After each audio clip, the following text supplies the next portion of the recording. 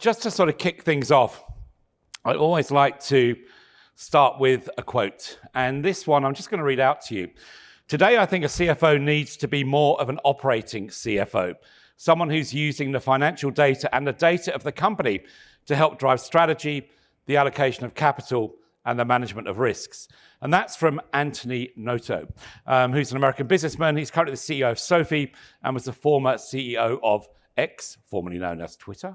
And that's, I think that I wanted to share that quote with you because really it kind of sums up that we have so much on our plate as financial leaders, much more than just being the custodians of finance within the organization, but making sure we're aligning those investments much more closely to the strategic direction and prioritization the organization currently has.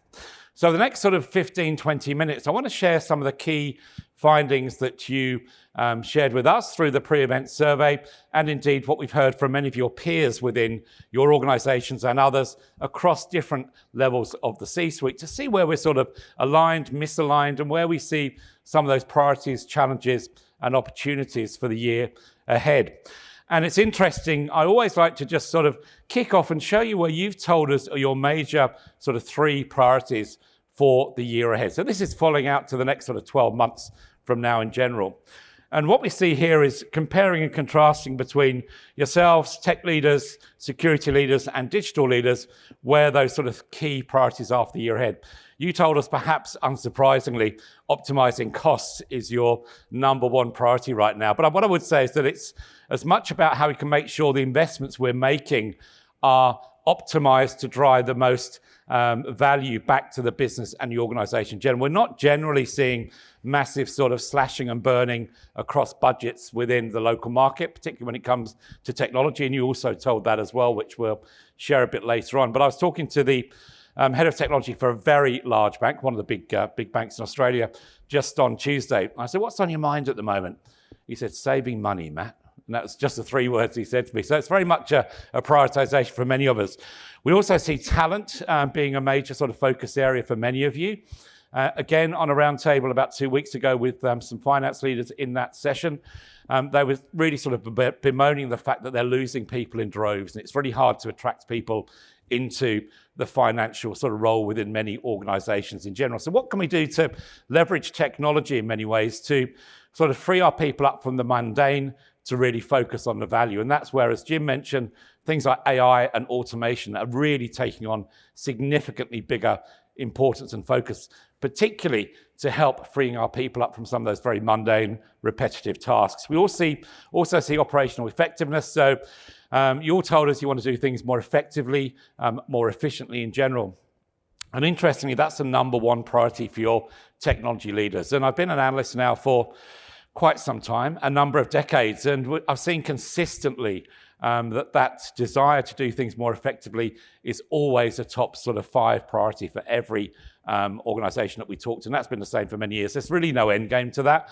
We're always striving to be more efficient, and as Jim mentioned, to really move to becoming much more exponential as we look at the organization moving forward.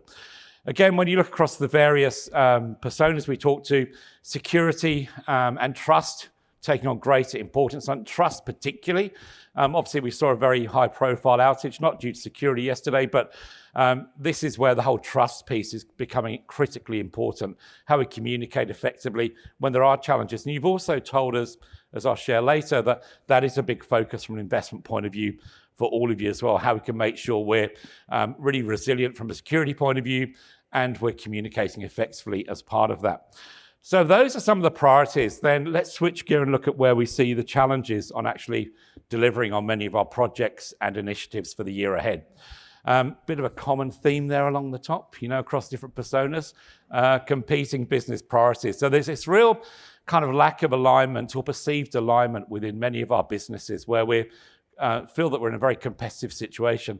And what I would say is we look at that accelerated focus on optimizing costs, that's exacerbating this challenge as well. Many organizations I'm talking to across different personas are telling me they're finding themselves in a much more competitive environment, vying for budget and vying for resources as well. So that's exacerbating that challenge of competing business priorities. What I like to say, though, when I consider this is that if you look at those priorities I shared earlier on, and if you go through the list of about 10 to 20 we have as well, which we can share with some of you, what you can see is there are actually some fairly strong linkages and similarities in our priorities across different personas. The problem is we're not engaging collectively to address some of those priorities. We're operating very much in our siloed environments, which is, again, obviously causing that challenge around competing business priorities. Jim talked about the need to modernize and move from that modernized to connected to exponential level within the organization. Things like legacy tech and technology debt are really holding us back. How we can sort of do things more efficiently and more effectively in the face of so much legacy within our businesses. Also, the tech debt side of things, we've made significant investments in the past, so justifying why we now need to reinvest in new technology when we haven't necessarily sweated those assets as much as we should have done over the last 2 to 3 years. The other thing also is the legacy mindsets and processes. And I think we'll probably see this in your organizations, as we do with many others, is that getting people to change the way they think, change the way they consider, technology particularly, and how that can help them do their jobs and their roles more effectively. Things like AI, there's an awful amount of sort of fear around and fear and uncertainty around AI in general. So will it replace me? Will it take over my job? Particularly in some of these environments that many of your people operate in as well. So we need to shift the thinking from the AI apocalypse to the AI advantage is how I like to look at it in many ways. And we can sort of talk about that as we go through the day as well. Then also you see the talent shortage coming through quite strongly as well in other parts of the organization, particularly when you look at skills related to things like data, analytics, and cyber, for example, are probably the 3 areas within most organizations where we see the biggest challenges around talent. Jim shared the kind of breakdown of organizational sizes. It's much more acute probably to get down to that small to mid-sized organization as well, because ultimately we're competing with organizations with much deeper pockets for talent, which is causing challenges. So that's where we need to shift in many ways our approach beyond the financial side of things when we look at trying to attract staff and make sure that we're aligning to some of their personal expectations from an organization and a business. So that's some of the challenges and priorities. Just a quick sort of run through where you told us you expected to, or how you expect to invest in the year ahead. And you can see here, we wanted to get a sense in terms of how your budgets were going to change in the next 12 months when you looked at certain areas. So IT, you told us you're going to increase budgets on average by about 18% on technology spend. Similarly with security as well. Interestingly, this is quite similar to what we saw in 2022, the end of 2022, when we asked that question, except security was a little bit higher than that. It was about 20%, I think, at that point. So we're still really focused on technology and security, which then leads into that focus around governance and risk as well. Many of us, our leadership teams, including ourselves here as well, but the CEO and the board, have greater levels of personal responsibility when it comes to compliance and governance.